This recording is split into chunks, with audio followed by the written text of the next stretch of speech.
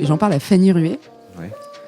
Je lui raconte l'histoire, mais je le raconte à Fanny comme vas-y, je te raconte mes vacances. Elle est morte de rire parce qu'à chaque fois je rajoute une couche. Ouais. Et à la fin, je lui dis franchement, est-ce que tu crois que ça fait une chronique pour France Inter? D'accord. Et Fanny, elle me regarde et me dit meuf, honnêtement, je pense que c'est un Montreux. Si vous êtes tombé sur un passage d'un humoriste sur scène au Festival de Montreux, vous êtes déjà peut-être demandé comment il a écrit son texte, enfin surtout, qu'est-ce qui lui en a donné l'idée. Du coup, avec le Montreux Comedy Festival, on a créé Yellow Mike, un podcast qui retrace l'histoire derrière une bonne vanne et comment elle a évolué pour arriver jusqu'en Suisse et faire rire des gens. Je m'appelle Félix, vous écoutez la 2e saison de Yellow Mike. Aujourd'hui, je reçois Morgane Cadignan. Bonne écoute.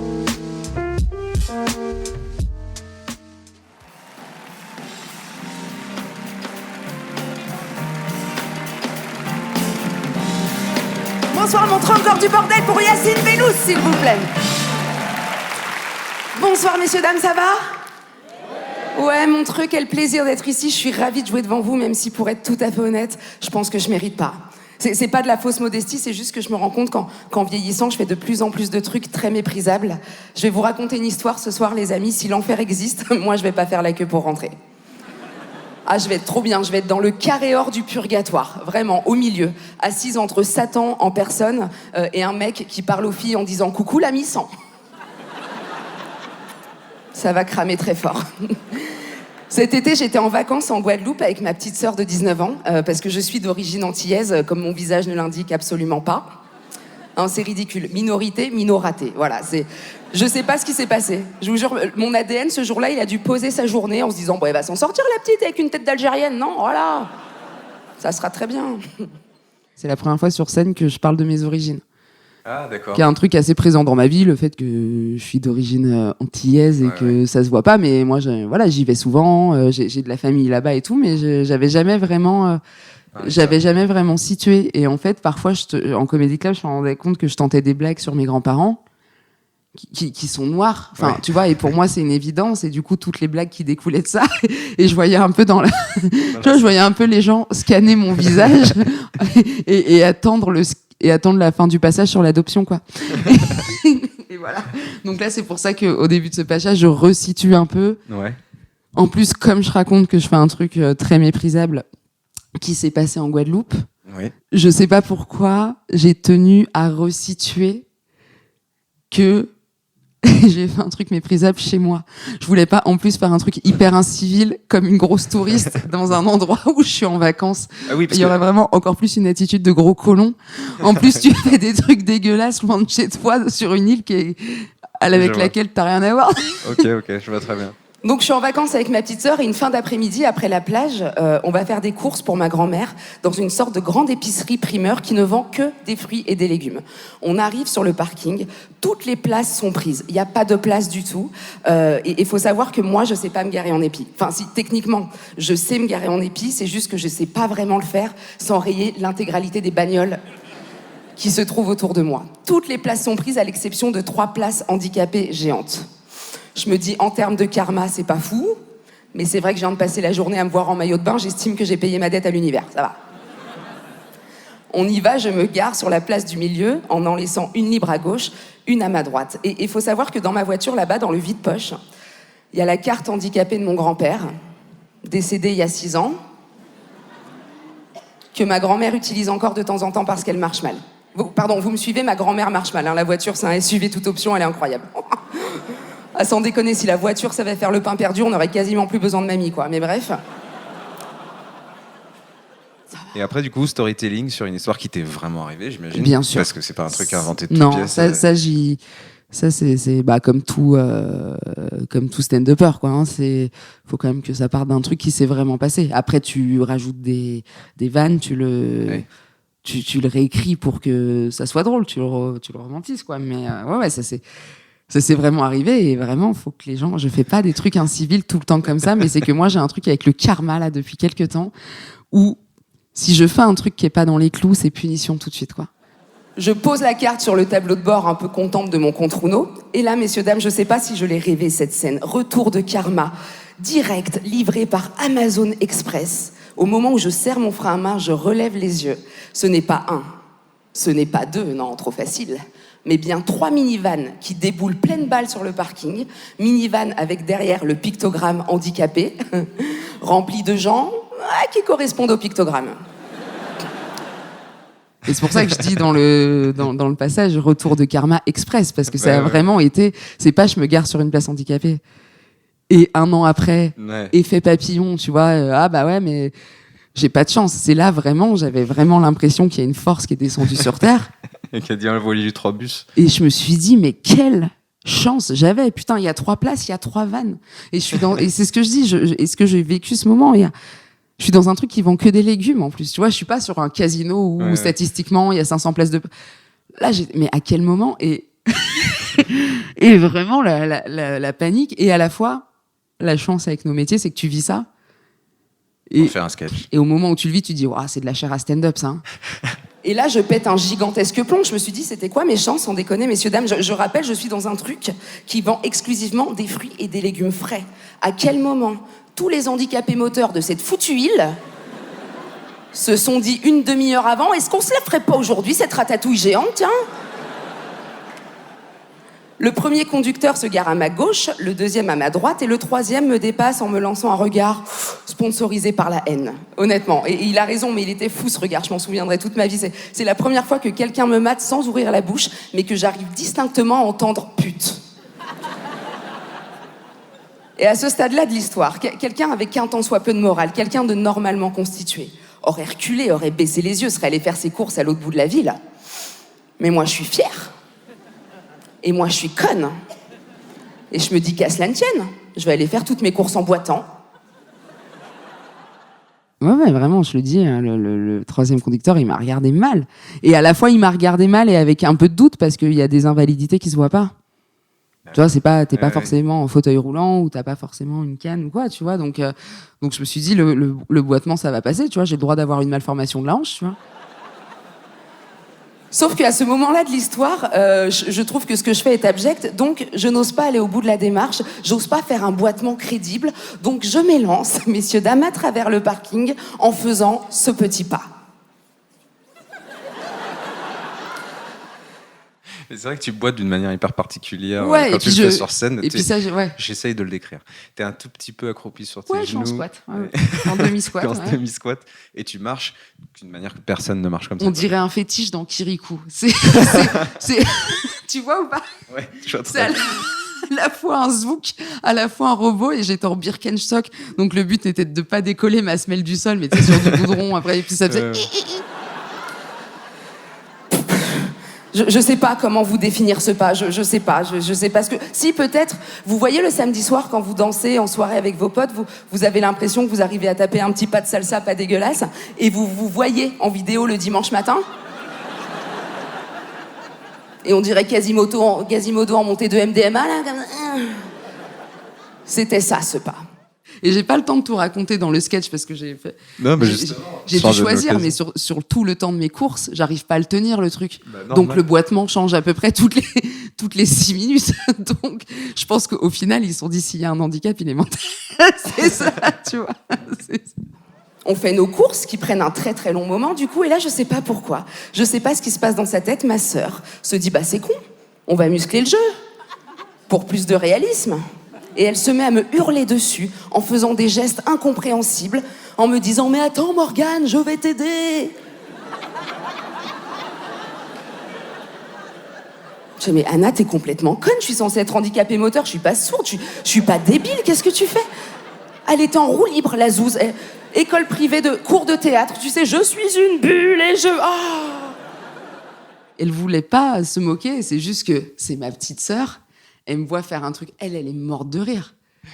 Elle est... Ah, c'est pas pour essayer de tenir le truc avec toi. Si. Ah si. Mais elle, c'est délicieux. Mais elle sait qu'elle va mal le tenir. Elle sait qu'elle va en rajouter une couche et me faire honte encore plus.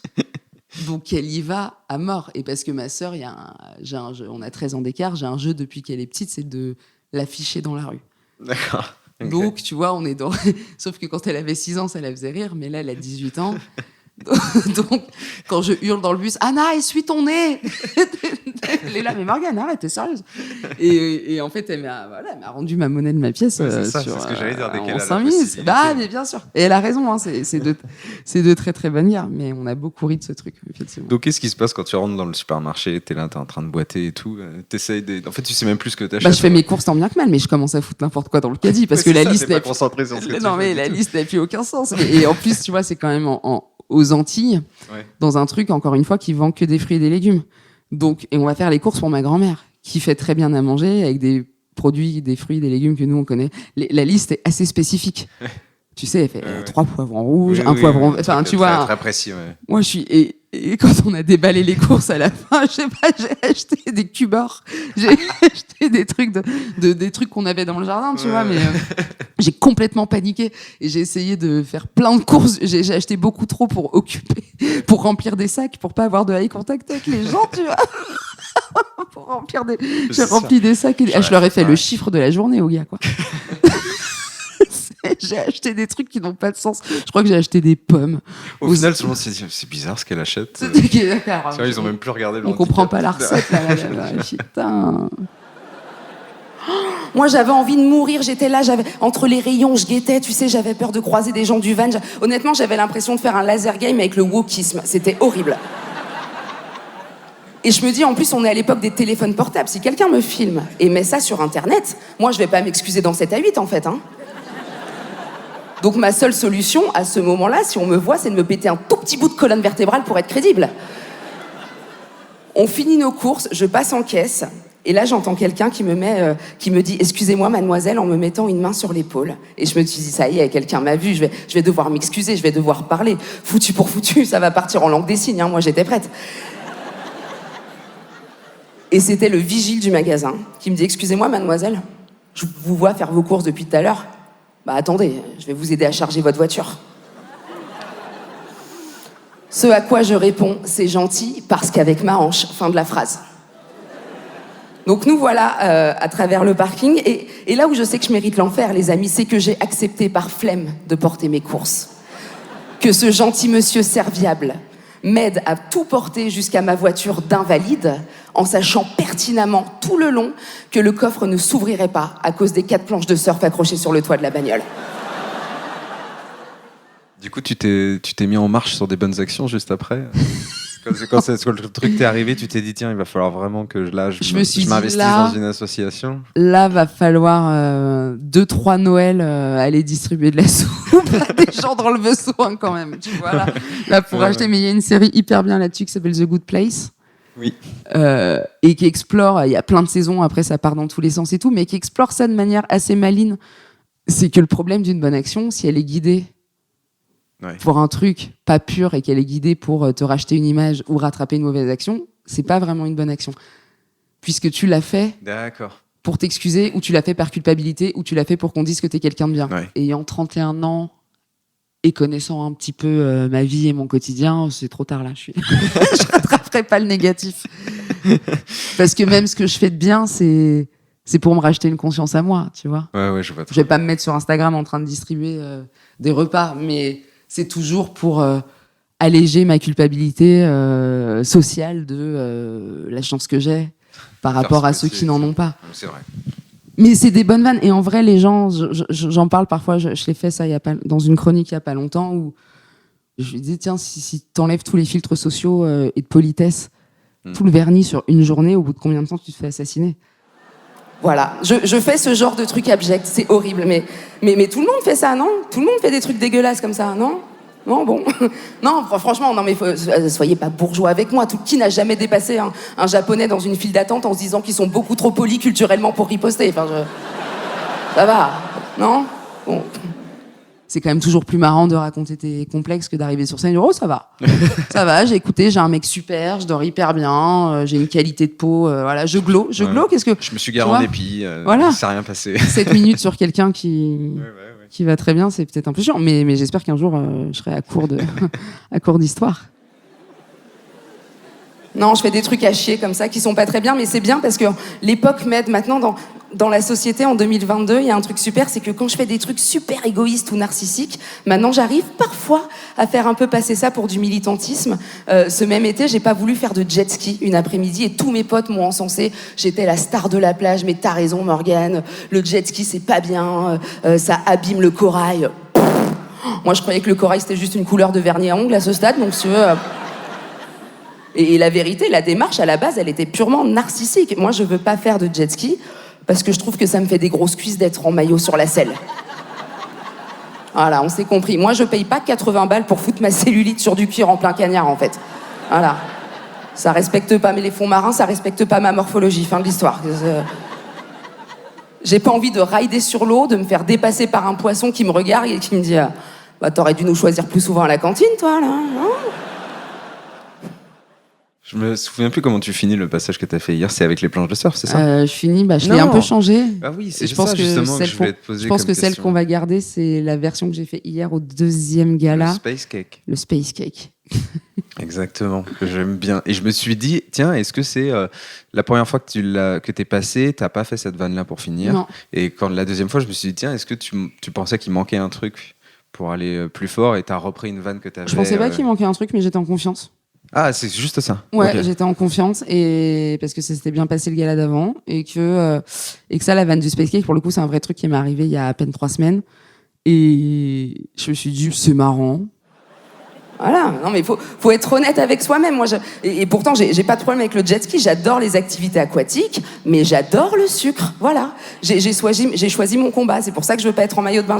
J'ai un vrai problème de sucre, hein, et je vous laisserai là-dessus. Mais moi, il y a quelques mois, j'ai déjà mangé un space cake, plus pour la partie cake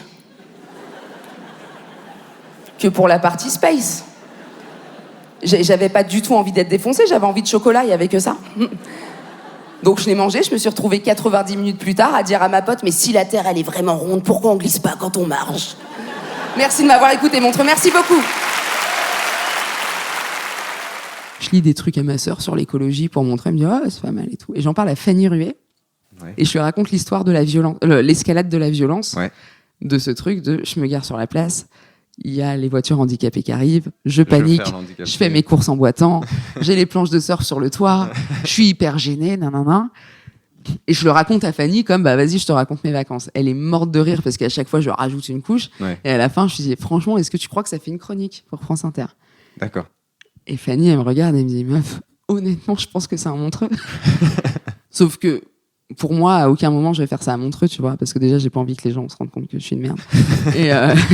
Et voilà. Et je me dis, putain, c'est con de le lâcher dans une chronique, quand même. Donc, je le mets dans le spectacle. Ok. Tu le tentes, quoi. Je fais tout ce passage dans le spectacle, un peu rallongé par rapport à ce que j'ai fait à Montreux, parce que, voilà, on a que 7 minutes. Je le tente dans le spectacle et ça prend bien, parce que le spectacle, je joue à Paris et les Parisiens sont odieux. C'est ce que tu me disais, t'as l'impression qu'en Suisse, c'est un petit peu moins bien vu, ce truc. Donc, il y a un espèce de recul, tu sais, comme... En Suisse, je sens vraiment le côté, j'ai fait une énorme incivilité qui choque les gens. Ouais. Ils me regardent, oh, waouh. Waouh, ok.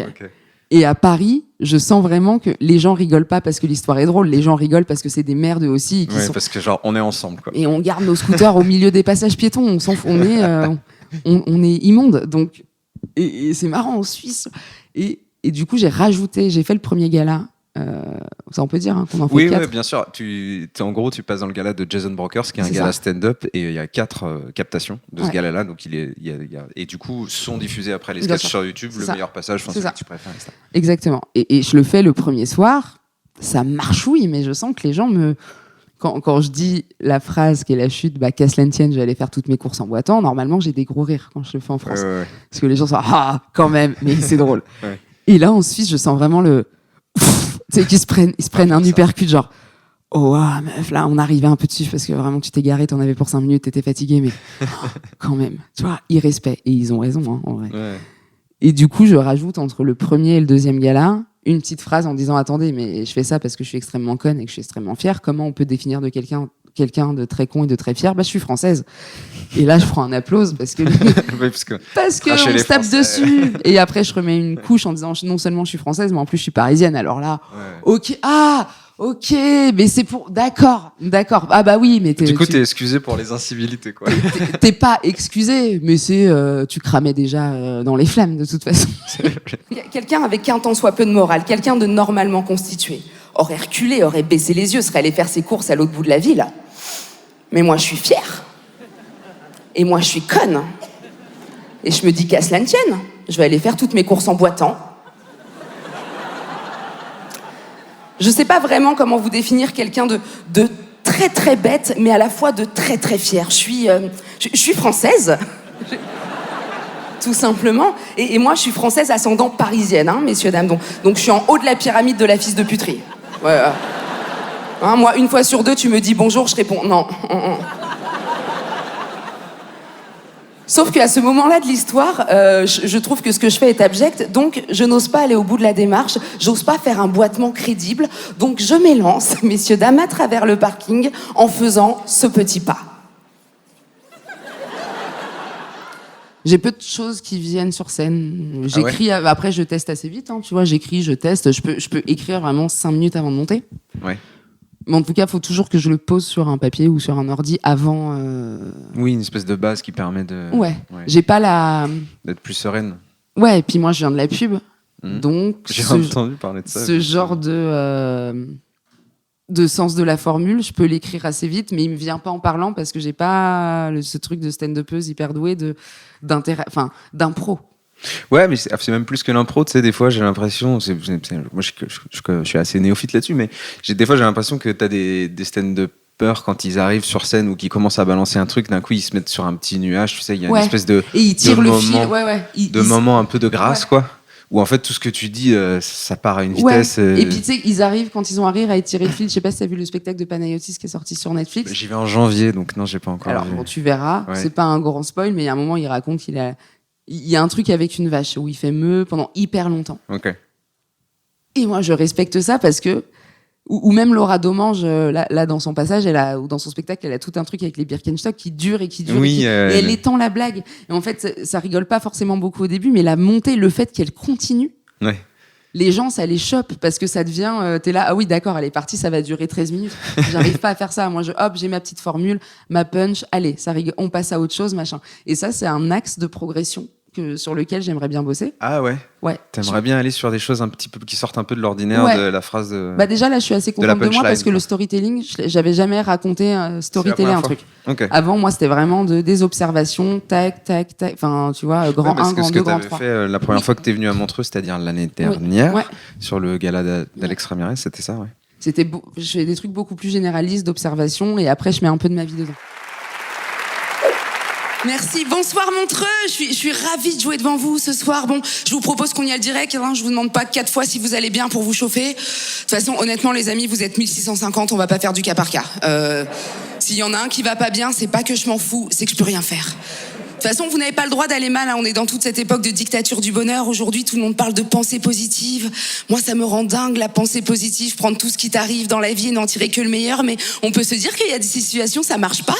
On peut se dire qu'il y a des situations dans la vie, c'est de la merde, comme la mort ou la coriandre, et tu peux rien faire. Je veux dire, madame, au premier rang, si vous avez un accident en sortant du spectacle, mais un accident maxi best-of, hein, vous êtes amputé des 4 membres, directement. Bon, bah, pensez positive, hein. À part si votre grand rêve dans la vie, c'était d'être une quille. Attendez, auquel cas, c'est chaud à quel point ça tombe bien dans ce cas-là. On est d'accord que c'est dur de positiver. Voilà, donc laissez-nous tranquilles, les amis. On peut pas aller bien tout le temps. Il y a des champions de la pensée positive. Il y a des hommes et des femmes qui vivent autour de nous, qui basent toute leur philosophie de vie sur l'optimisme. Venez, on leur laisse le dos. Pour rappel, il y a des hommes troncs qui traversent la Manche à la nage. Et je fais ce geste-là parce que physiologiquement, j'imagine que c'est comme ça que ça se passe. Mais oui, un système de rebond, évidemment. Mais ce qui me dérange énormément, c'est qu'on parle pas de tous les autres. Il n'y a pas d'interview brute et combinée des hommes troncs qui se sont chiés dans le projet, qui sont juste posés là. Mais oui, si ça se trouve, les fonds marins sont jonchés de gens amputés qui se sont surestimés leur mère. Et nous, on est tous là tous les étés comme des connards. On nage jusqu'à la bouée. C'est pas une bouée, c'est Jean-Marc.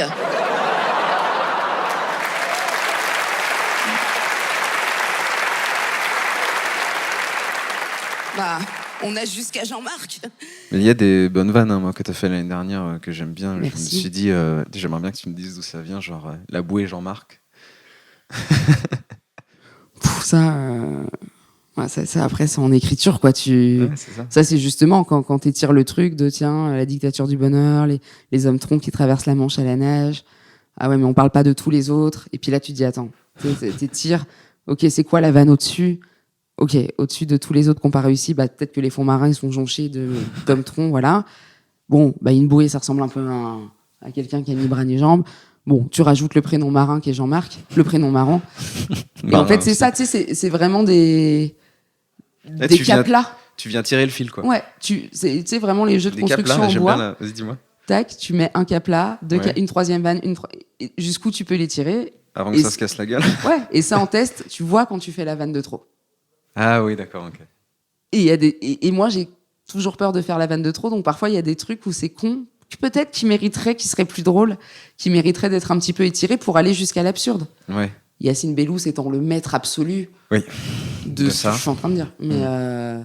Mais voilà, j'aimerais bien c'est marrant, la vanne plus de trop. liberté. C'est la première fois que j'entends parler de ça depuis que je fais ce podcast. J'aime bien cette idée de la vanne de trop, justement à quel moment elle arrive et à quel moment il faut se permettre de... Et à la fois, c'est pour ça qu'il faut tester tout le temps et tester tout dans tous les sens. Parce que est-ce que c'est une vanne de trop ou est-ce que c'est pas la vanne de trop, mais c'est juste, t'as pas encore trouvé la bonne écriture, la virgule est pas... Ouais, ou le bon ton pour le dire. Ouais. Ou le bon ton, la bonne impulse, le machin. Et ça, c'est en ça que j'adore le stand-up. C'est que c'est ce truc de dosage de science exacte, de un ton, une intention, où est-ce que tu mets limite l'accent tonique sur un mot pour que ça soit rigolo.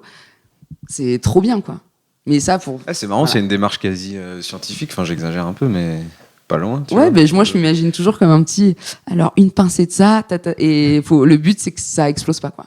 C'est que ça soit pile. Étoilé. Tu vois, comme quand tu sers un coca un peu rapide, quoi. Quand la mousse elle arrive tout au bord du verre, la satisfaction, tu vois. Mais une goutte de trop et voilà, t'as niqué le sous-buck. Et moi, j'ai tout fait, les amis, pour me détendre, mais ça marche pas. Pourtant, je mets beaucoup de bonne volonté, essayer de voir le verre à moitié plein, mais dans les 3/4 du temps, je le vide déjà en le buvant. Mais c'est compliqué. En plus, j'écoute les conseils des gens, mais j'ai l'impression que c'est les gens qui vont le plus mal qui sont toujours enclins à donner des conseils pour aller bien. Tu la vois, ta pote insupportable, la Zouze, elle a le drapeau de la Turquie en eczéma sur le front, mais elle te le dit que l'important, c'est de bien respirer par le ventre. En général, c'est les mêmes meufs qui s'intéressent à l'astrologie et qui t'expliquent que si elles sont au chômage depuis 2002, c'est parce que la vraie pute de l'histoire, c'est la Lune. Ferme ta gueule, Annabelle. Ou Bérangère. En général, les prénoms de ces meufs-là. Hein. Prénom de meuf qui ont un galop 4 en équitation. Je suis désolée, je suis confuse s'il y en a ce soir, mais j'ai pas inventé le jeu. Hein. Annabelle ou Bérangère, c'est une meuf intolérante au lactose. C'est des gens, tu peux les buter avec un yop. J'aimais bien aussi la vanne de c'est des gens, tu peux les buter avec un yop. Ouais. C'est pareil, c'est cette même idée de tirer les fils, de se dire intolérant au lactose. Ouais. Oui, voilà. Tu vois, tu peux les buter avec un verre de lait. Est-ce qu'il y a plus drôle qu'un verre de lait? C'est ça l'idée? Oui. Ouais. Mais ça, c'est vraiment, je pense, le côté publicitaire. Ouais, tu peux les buter avec du lactose. Allez, tu vois, le truc de la référence qui parle à tout le monde. Okay. Yop, mot un peu marrant, un peu qui sonne dans toutes nos enfances aussi, tu vois. Ouais. Et puis c'est marrant, tu vois, d'imaginer le mini yop comme une petite grenade que tu lances pour tu vois, il y a le côté toujours un peu chercher toujours un peu le côté ridicule avec le mot mignon ou le mot marrant ou tu vois, c'est comme bouée, une bouée, en fait c'est drôle parce que tu l'imagines, parce que tu la vois la bouée jaune et que déjà visuellement c'est toujours un peu ridicule, tu vois, avec ce truc avec la petite moisissure au bout et tout. Donc il y a des mots qui ont vraiment plus de puissance que d'autres alors qu'ils ont la même signification. Ah mais sur la même vanne, c'est ouf. Bien sûr.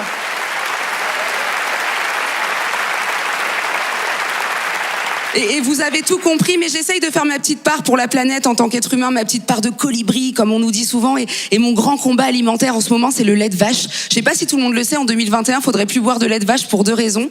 La première, c'est que c'est indigeste pour nos estomacs d'humains. Et la deuxième, c'est qu'on est la seule espèce vivante à boire du lait une fois adulte. Voilà. Après, qu'est-ce qu'on en fout de cette info On est aussi la seule espèce à boire de la vodka pomme, hein, donc je vois pas...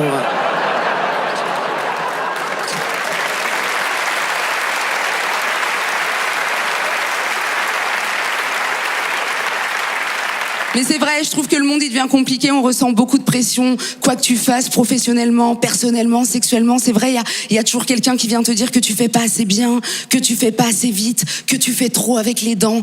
Laissez-nous tranquilles. Merci beaucoup, Montreux. Merci. Et tu disais, c'est marrant, j'ai vu que tu avais fait une école de pub, mais tu as bossé en pub ? Très rapidement. Ouais, très rapidement. Les stages de fin très vite, stand-up. Ouais, très vite, conservatoire de théâtre pour être comédienne. Et puis j'ai vraiment senti que j'étais pas à la bonne place. Et puis stand-up. C'est quoi, t'as juste vu des gens faire du stand-up, t'es rentré dans une cave de stand-up, tu t'es dit tiens. C'est une de mes meilleures potes, Elsa, qui m'a à l'époque du Dimanche Marrant, qui m'a dit qui était une scène que Louis Dubourg hostait à l'époque à la brasserie Barbès. Elle m'a dit viens voir, et puis il y avait Tania qui jouait ce soir-là et tout. Tania Dutel, ouais. Et j'ai trouvé ça j'ai trouvé ça hyper impressionnant. Et puis j'ai adoré l'immédiateté du truc, quoi. T'écris, tu testes, tu vois. Et je vais parler à Louis à la fin, et qui me dit vas-y, je fais une scène ouverte au Café Oscar, viens tenter un truc. Je dis écoute, s'il y a que 4 minutes à sortir, je vais pouvoir y arriver. Ouais. C'était quoi ton premier passage? Mon premier passage, c'est un truc qui est dans mon spectacle où je raconte une soirée à part. Ah, tu l'as gardé du coup? Ouais. C'est fou parce que normalement les premiers passages. J'en ai marre de le faire. Ouais, je l'ai gardé, mais à l'époque, je l'ai rebossé, repunché des millions de fois depuis. Mais c'était un truc. J'avais déjà une écriture assez beaucoup plus de chronique que de stand-up. Donc ça faisait sourire. T'étais là, bien observé. Ah oui, ça c'est vrai. Ah ça c'est. Mais j'avais pas de punch. Il y avait pas de truc drôle. Je décrivais les trucs avec storytelling au final. Ouais. Oui, mais sans vanne, un truc un peu malin, tu vois, un truc un peu tiens, c'est rigolo, mais j'avais pas j'y mettais pas d'absurde, j'y mettais pas de voilà. Donc j'ai rajouté depuis. J'ai remis des couches. Merci beaucoup. Avec plaisir. On arrive au bout de la demi-heure. J'ai juste une dernière question pour toi parce que j'aime bien finir le podcast par le passage de quelqu'un mais qui n'est pas toi, juste pour. Je sais pas, j'aime bien voir les ressemblances entre les gens, même les gens qui s'apprécient, etc. Ouais. Évidemment, il faut que ce soit des gens qui soient passés à Montreux. Ouais. Est-ce qu'il y a quelqu'un qui, d'un coup, te viendrait à l'esprit, que tu auras envie de mettre juste... Pour le mettre en avant ou pour dire que j'ai adoré son passage ? C'est même pas passage. Forcément de la pub, ça peut être aussi juste par plaisir, par envie. Enfin, il n'y a rien de... Tu vois. Moi, j'ai adoré le passage de Tania. De cette année, ouais. Je trouve que justement, on parlait de storytelling. Je trouve que ce storytelling sur les catacombes que moi j'avais déjà vu à Paris me fait mourir de rire parce que l'histoire est hilarante, mais son flegme, ses mimiques, sa manière d'amener les trucs, je l'ai vu plusieurs fois et j'ai ri plusieurs fois. Ouais, et je trouve qu'elle l'a. Ouais. Je trouve qu'elle l'a très bien bossé. Le passage de Douli de cette année, il y a des vannes, mais c'est... En loge, on applaudissait, quoi. Sur les retours écran, c'était incroyable. Voilà. Ouais, c'est marrant. Oui, parce que derrière la scène, il y a une espèce de backstage où les artistes attendent de monter sur scène, ils ont les retours et tout. Ouais. Et écoute, parfait. Je vais finir avec Tania Dutel, je pense. Voilà, super. Merci beaucoup.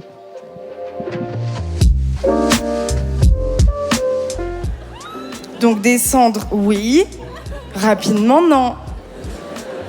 Il m'a aidé, il m'a poussé, en fait. Donc je suis en bas, j'allume ma lampe frontale. Les particularités des lampes frontales, pour ceux qui n'en ont jamais porté, c'est que tu en portes une même que 5 minutes. Les 48 heures suivantes, on voit sur ton front que tu as porté une lampe frontale. On était avec des amis à lui qui sont cataphiles, puisque les gens qui aiment descendre dans les catacombes, on appelle ça des cataphiles. Voilà. Moi, j'appelle ça un déséquilibré mental. Et tu sais, je me rends compte que les mecs, ils sont dans des délires chelous. Quand je lui dis Jonathan, il me dit chut, ici, je suis Merlu. Et moi, je crois qu'il se fout de ma gueule. Donc je lui dis enchanté, appelle-moi Saumon. Il me dit non, Tania, je suis très sérieux. Quand tu descends dans les catacombes, tu changes d'identité. Personne ici sait que je m'appelle Jonathan. Et tes soucis, tu les laisses dehors. Il n'y a pas de place pour les soucis dans les catacombes. Je dis, je crois qu'en haut, ça allait. Là, ça commence à... Surtout que maintenant, je m'appelle Saumon. Et tu sais, il insiste, il me dit, c'est hyper important. Dans notre groupe, on a choisi des surnoms de nourriture. Et des fois, il y a des ministres qui descendent et ils veulent pas qu'on les reconnaisse. Et j'ai dit, bien sûr. Évidemment que si Roselyne Bachelot descend et qu'elle me dit qu'elle s'appelle Tomate Mozza, je la reconnais pas.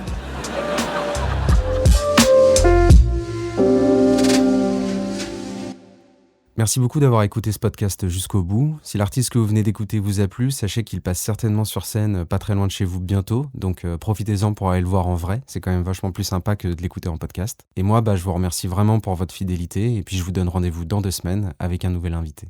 Allez, bisous!